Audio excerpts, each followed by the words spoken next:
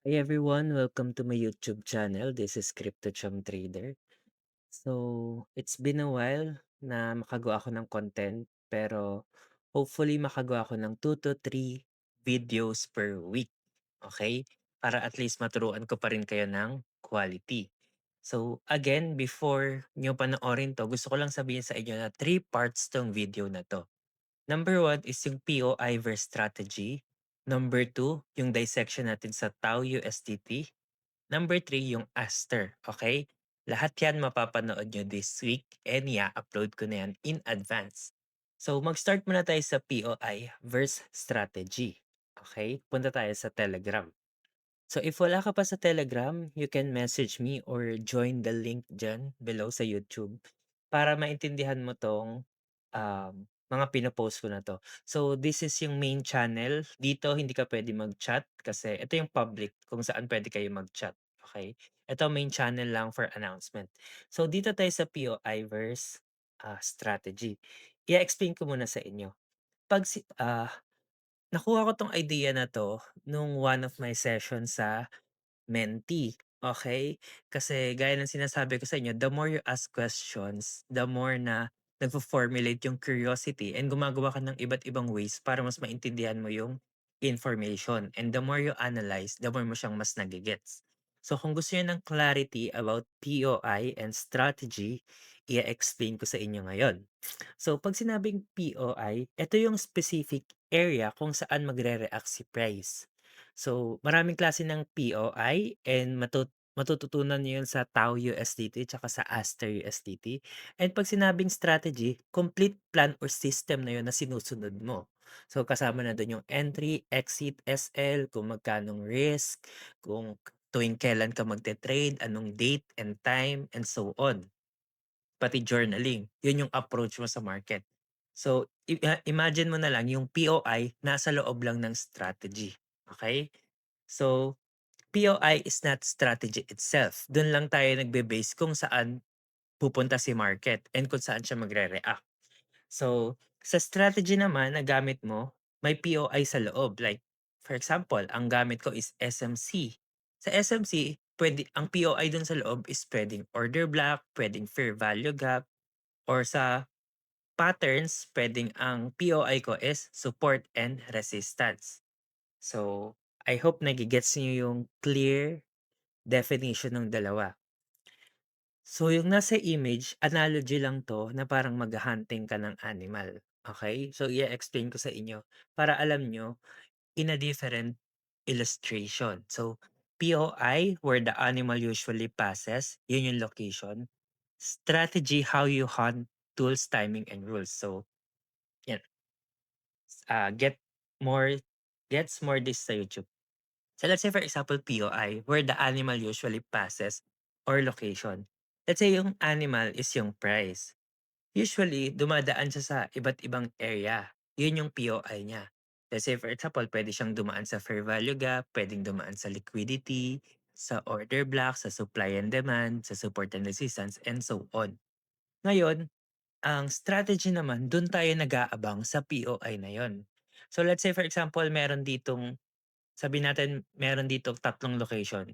Isang malapit sa watering hole, isa malapit sa mountain, and isa malapit sa hmm, forest. Okay? So sabihin natin, nag-aantay tayo sa watering hole.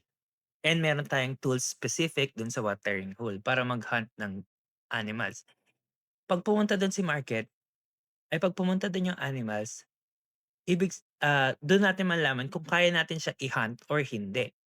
Pero yung iba nag-aantay sa mountain, yung iba nag-aantay sa forest. So I hope nage-gets niyo yung, strategy. Kasi iba yung strategy na gagamitin mo 'pag nasa watering hole ka.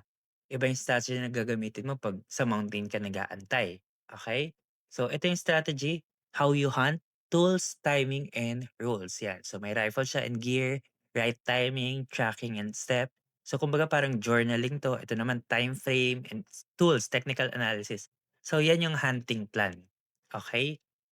So, again, POI kung saan dumadaan si price, usually marami yan. Then strategy, paano mo siya i-hunt, yung mga liquidity 'pag dumaan siya sa price na ine-expect mo. punta na tayo sa chart ng Tau USDT. Andito yung konting part para iko-continue ko sa second part. So, eto ilalagay ko lang 'to dito, yung screenshot sa taas para at least may basis kayo kung saan 'to galing, okey? So, magbubukas tayo ng panibagong Tau USDT. So, ang unang, tinuro ko dun sa Menti is paano mo 'to ipa-plot, okey? 'Pag wala kayong background ng basic foundation like SNR or trend lines, yung mga gano'n, mahihirapan kayo makakita kung nasaan yung liquidity. Again, hindi porket SNR yung gamit mo is sobrang babang trader mo na kasi basic lang yung alam mo. No, palitan niyo yung misconception na yun. Kasi yung SNR na strategy, since madali siya, maraming retailer na gumagamit sa kanya, then makikita mo ng obvious yung galaw ng market. Okay? Mas makikita mo yung reaction niya. Kasi majority gumagamit nun. So, una nating gagawin is mag-plot tayo ng magandang SNR. So, maraming klase ng plotting and walang makakapagsabi kung tama yun or mali. Pero depende yun sa trader kasi sila yung nakakakita kung ano itsura ng plotting. So, let's say for example ito, gawin ko 'tong resistance.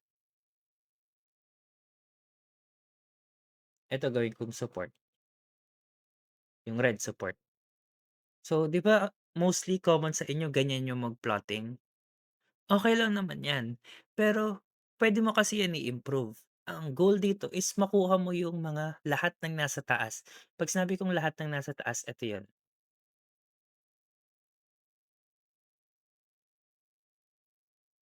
okey? So, i-analyze mo lang siya bago ka mag-execute ng trade, wala pa tayo do'n. Strategy 'to, ina-apply natin. Paano ko makukuha yung mas maraming touch dito sa line ko na 'to, okey? Ibaba ko kaya siya dito? Uy, nakuha ko 'to, 1, 2, 3 pero nakakuha pa ako dito. Pero hindi ko nakuha 'to. Ito yung recent. Kumbaga, eto recent, left part tapos na. So, ang kailangan ko is itong recent. So, anong puwede kong gawin? Okey, puwede ko siyang i-move dito at i-stretch ko dito. Boom. Okey, so na-hit ko ba lahat? Alisin ko na 'to, sorry. Alisin ko 'to, na-hit ko naman lahat. Okey. So, medyo may confusion kasi medyo naglalagpasan yung price, maraming liquidity nangyayari. What if i-move ko na lang 'to dito at stretch ko yan ng ganyan. Okey yan. So, again nagiging maganda yung pag-plot mo ng resistance specifically. So, check tayo lahat diyan, sorry. Check, check, check, okey check. Okey, kahit yan malapit check pa rin yan. Next, clear na tayo sa resistance. Punta naman tayo sa support. Anong basis mo dito? Wala naman kasi nandiyan yung price. Nag-start siya dito sa ilalim na 'to. And ito yung mga points. Sige, i-mark niyo lahat ng down.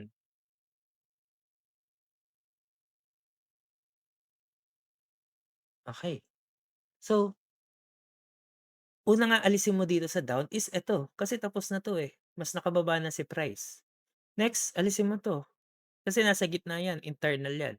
Ang puwede mong pagsamahin, eto, eto, eto. So, update natin si, support. Stretch ko diyan, stretch ko dito. Okey, malinis. Alisin ko ulit.